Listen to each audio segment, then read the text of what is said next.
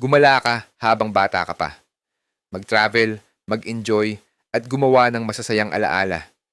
Hindi masama ang magbigay ng reward sa sarili matapos ang pagod at paghihirap.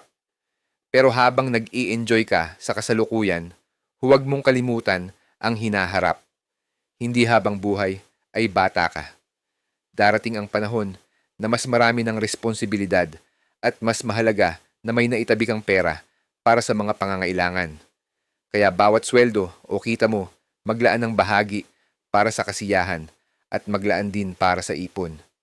Tandaan, ang tunay na saya ay hindi lang ang paglalakbay ngayon, kundi ang kapanatagan ng loob na handa ka rin para sa bukas. Gumala ka habang bata ka pa, pero mag-ipon ka habang may pagkakataon pa.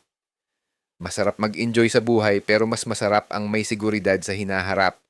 Ang tamang balanse ng pag-i-enjoy at pag-iipon ang susi sa mas maayos na buhay.